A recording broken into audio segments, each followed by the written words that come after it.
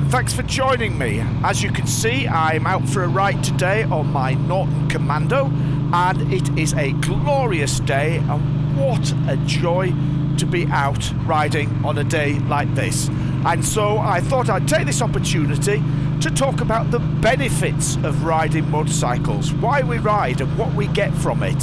So I think I've identified 7 psychological benefits of riding, if I can remember them all. So here goes. This is why I think you should ride a bike and what you get from it. So number 1, the social aspect, making friends.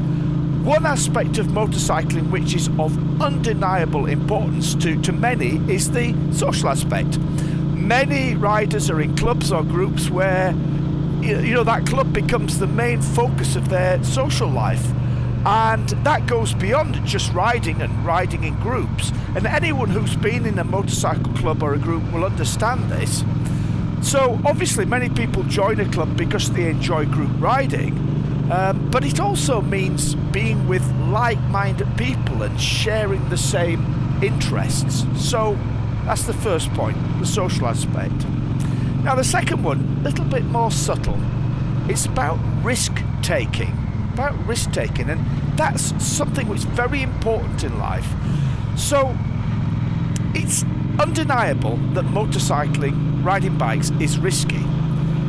Now this is an aspect that may well be unconscious for many people, and I'm interested to hear your own thoughts on this regarding your own riding activities, but here's what I have to say about it. There are many psychological dimensions to risk-taking. Firstly, and most obviously, risk-taking can create the high of an adrenaline rush, and something which appeals to the so-called adrenaline junkies. And such riders probably enjoy some form of competitive riding that involves speed or danger, or they ride a sports bike on the road. But there's more to it than that. It's about challenging yourself and mastering a skill, and in the face of that danger. And it's well established in psychology that pushing your limits like that can build your self-esteem and confidence. There are huge psychological benefits to this. So that's number 2.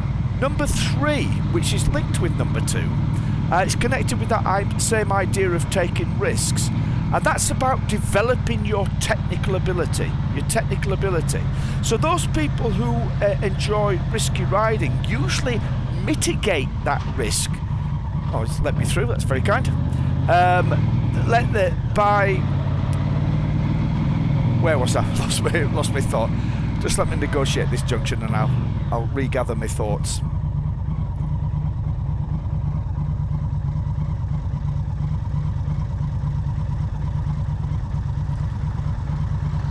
Okay, so technical ability. So most people who enjoy some kind of risky riding usually mitigate that risk, and this is true of any kind of activity, not just riding motorcycles.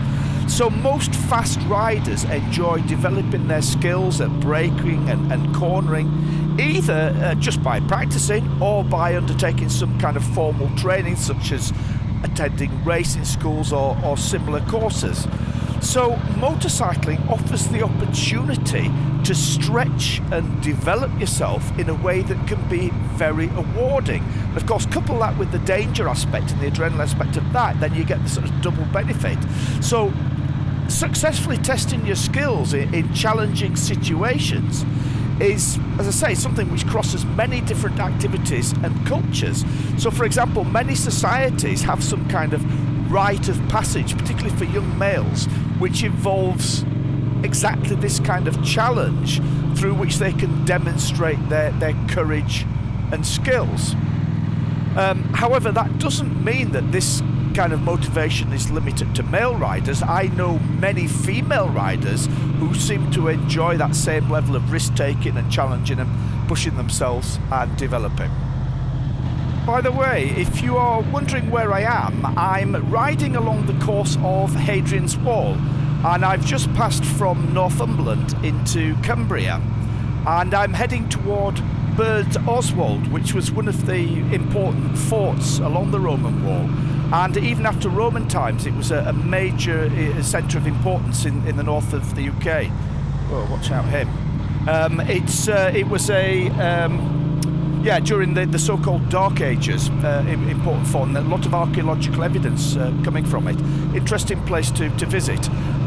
If you are not familiar with the UK, then Hadrian's Wall is a wall that was built by the Romans 2,000 years ago, right across England.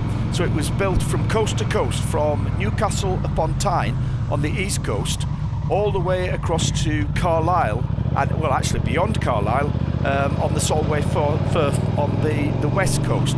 So quite an incredible bit of engineering and fantastic bit of history for this part of the world. And just up the road here, I'm just about to come to Bird Oswald. You'll see me coming up to it. Just a moment. Anyway, so that was 3 points. Number 4, again, they're kind of connected, but they're separate points of these, and that is task mastery. Task mastery. So, being a good rider involves a very complex set of skills, and as such, particularly for more experienced riders, it offers the opportunity for task mastery. This is something which I believe is very, very important psychologically. As with many other endeavours in life, people like to feel they have mastered what they do. It carries status, it brings respect and admiration, and it gives you a sense of achievement.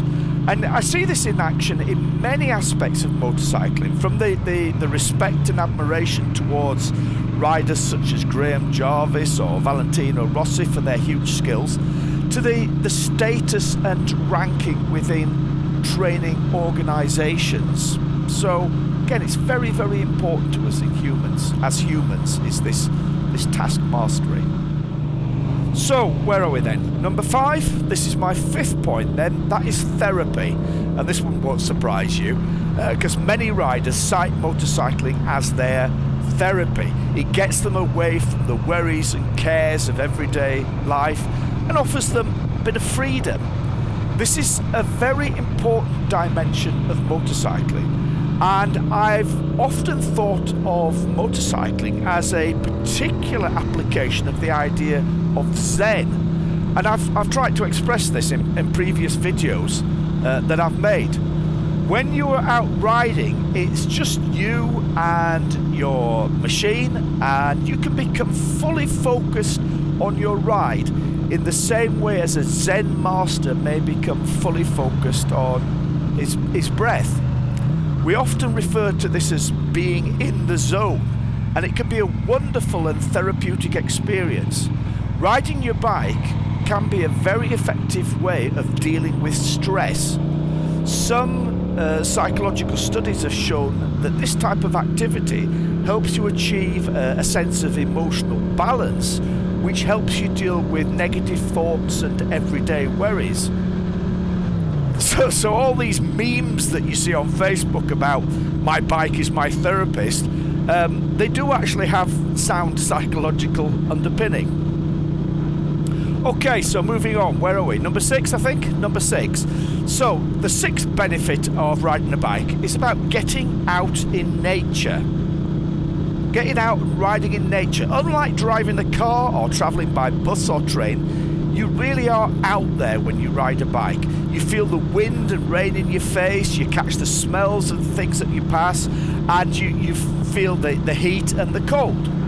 It's a fully immersive experience of being in the world and of being alive, and it can really make you feel alive, particularly if you have a job which keeps you locked away indoors in an environment with artificial light and air conditioning. Getting out on your bike is a way to reconnect with the outdoors, with nature, with the big world in a very important way. And interestingly, there's been scientific research which suggests that being out in changing and challenging weather conditions particularly can make you more comfortable with being uncomfortable, if that makes sense, which then reduces stress and in particular reduces anxiety. And I can definitely relate to this because I like trail riding. I like getting out on my dirt bike and riding trails, and that particularly keeps me connected with nature in a very therapeutic way. Trail riding gets you away from busy roads, gets you out into wilder, more natural places, and the act of connecting with nature is widely thought to be beneficial for both mental and physical well-being. And I think this is the reason why trail riding is probably my favourite sort of riding. So that was number 6. So, right, last one then, number 7, I think. And that is, well, somewhat different. It's about exploring. It's about exploring the world. I've spent much of my life motorcycle touring, and riding a bike can be a wonderful way of exploring the world, of discovering new places and meeting new people. Because when you're on a bike, you're just more engaged. And also, my experience has been that you're more approachable. You meet far more people and you have far better interactions when you're travelling by motorcycle. You know, the number of times where I've been out on my bike, I've pulled up somewhere and somebody's come over to talk to me, you know, look at the bike, admire the bike, ask me where I'm going, where I've been, where I'm from, etc. And you get far more of that kind of social interaction when you're on a bike than you do if you're in a car. Certainly that's been my experience. Anyway, so there you have it. That, in my opinion, is the main benefits, psychological benefits of riding a bike. Do you agree with me? Do you think I've missed out on some important ones? Please do let me know, because I'm just kind of thinking on the hoof here. So let me know what you think. Please share in the comments below. I hope you've enjoyed this video. Thanks for tagging along. Ride safe, and I'll see you next time. Bye.